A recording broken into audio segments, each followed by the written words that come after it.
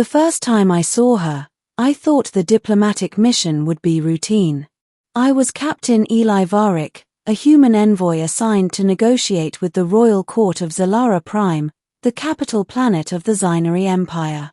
The Zynari were known for their advanced technology, rigid hierarchy, and a royal family whose members were both revered and feared across the galaxy. But nothing in my training prepared me for the moment when the alien princess, Lysera, slapped me and shattered her own hand in the process. The palace of Zalara Prime was a marvel of alien architecture. Towering crystalline spires reflected the three suns overhead, and transparent walkways stretched over artificial gardens filled with bioluminescent flora. The air shimmered faintly with protective energy fields that the Zynari had perfected over millennia. I was led through corridors of polished crystal, each step echoing softly, until I arrived at the throne room, a vast chamber lined with alien glyphs that pulsed faintly with light.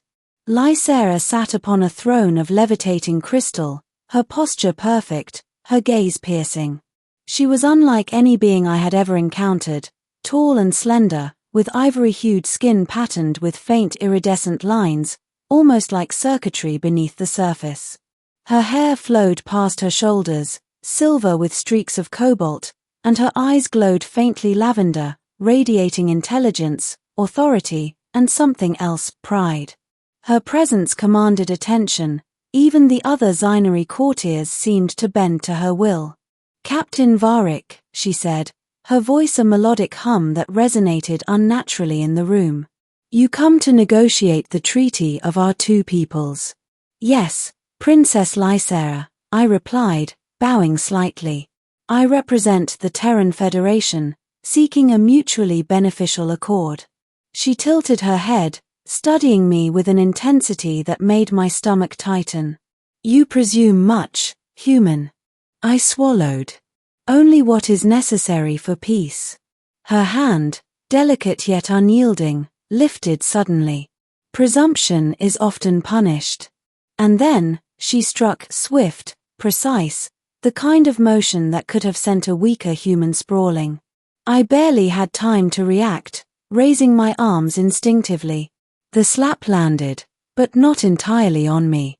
There was a sharp crack, followed by a strangled gasp from Lysera herself. Her hand recoiled, glowing faintly as the Zynari body reacts to injuries differently from humans. Courtiers gasped in horror as she examined her hand. A shard of bone had fractured, sending jagged pain through her delicate fingers. I froze. "Princess, are you?" She waved me off, her pride evident even through the pain. "I miscalculated," she said tersely, voice tight. "It seems my strength exceeds my control." Despite the incident, the court did not erupt in chaos. Among the Zynari, this was seen as a lesson. Strength without discipline must be tempered by awareness. But it also changed everything between us. I realized immediately that Lysera was not only powerful but extraordinarily vulnerable. And her vulnerability was dangerous, both to herself and to anyone who underestimated her. The next hours were a mixture of negotiation and careful observation. Lysera refused medical attention initially, insisting that minor injuries were beneath notice, yet I could see her wincing as she gestured with her injured hand.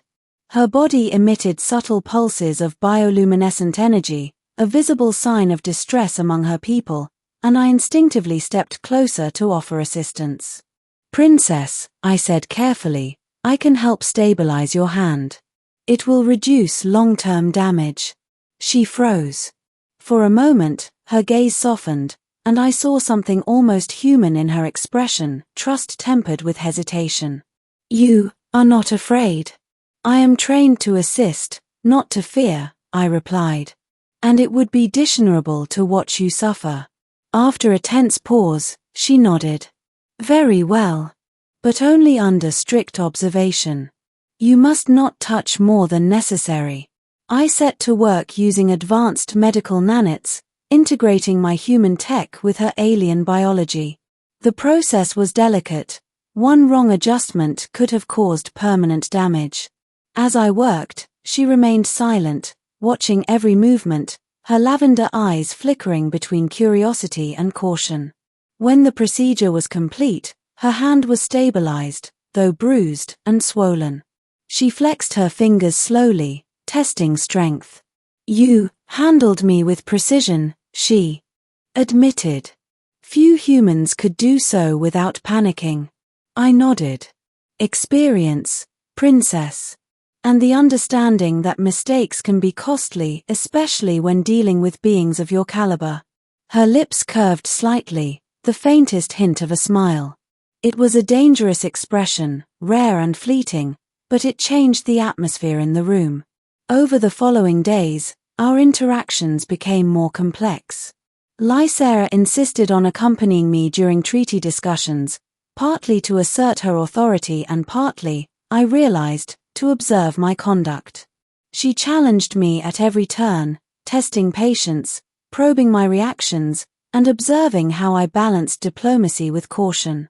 One evening, after hours of tense debate with her counsel and mine, she approached me privately in the observation gardens, a tranquil space filled with glowing flora and softly bubbling water channels. "Captain Varric," she said, her voice unusually soft, "you have survived my anger, my strength, and my tests. Few could do so. Why do you endure?" I considered carefully. "Because your people, your culture, and you deserve respect. Strength alone is meaningless without guidance and restraint." Her gaze lingered on me, amber and lavender hues blending unnaturally in the dim light. "You speak of guidance, yet you do not seek power for yourself. Why?" "Power is meaningless without responsibility," I said simply. She paused, then reached out her uninjured hand.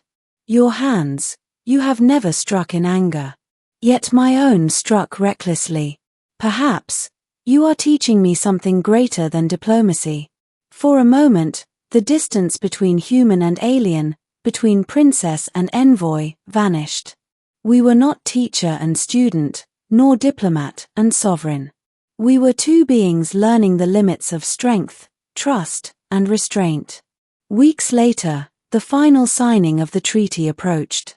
The negotiation hall was tense, both human and Zinari delegates awaited the formalities.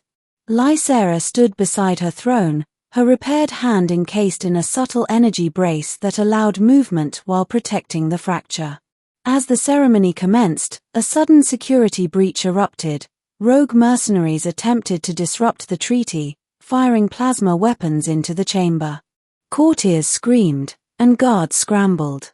Instinctively, I moved to shield Lysera, while she reacted with lethal grace, her bioluminescent energy flaring visibly as she discharged a controlled wave of force, incapacitating the attackers but sending a shockwave through the chamber. Her repaired hand trembled, and I caught it instinctively, stabilizing her once again. "You, again," she whispered, exhaling sharply. "You risk everything for me. And you risk everything for everyone else," I replied. "We protect each other, princess. That is how survival works." She regarded me in silence for a long moment, then nodded. It was a subtle acknowledgement of bond, respect, and trust, the kind forged in shared danger.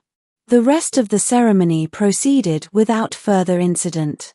Treaties were signed, alliances secured, and both humans and Zinari celebrated the success. Yet I knew the true outcome was not diplomatic. It was the bond forged between two beings who had tested limits, endured pain, and learned to trust one another. In the quiet afterward, Lysera invited me to the observation balcony. The three suns of Zalara Prime were setting, casting multicolored light across the crystalline city below.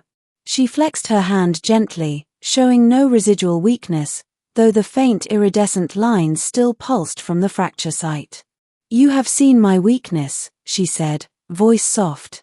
"And yet, you have remained steadfast. Few would tolerate such a slap, such recklessness, and remain," she paused, searching for the word. "Worthy of trust." I met her gaze. "It was never about the slap, princess. It was about what we do afterward. How we respond, how we learn, and how we protect each other.